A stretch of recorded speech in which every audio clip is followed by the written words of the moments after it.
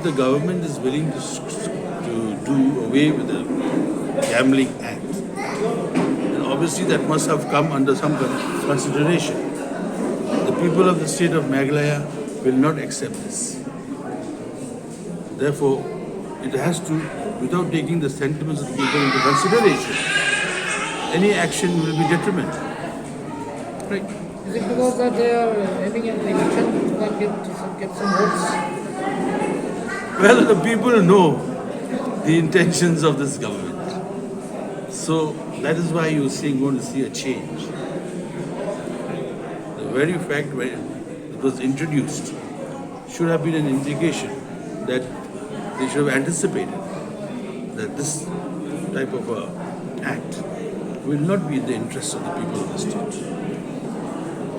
So, TMC, do you see it as a small little victory for the party?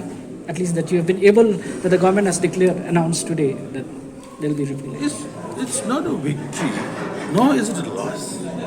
We have only reflected and articulated and made it known to the people of the state and Meghalaya that we are against this. So it is a victory of the people that has, eventually who has gained? The people have gained. And in that discourse, if there is a cascading effect towards our party, then we welcome it.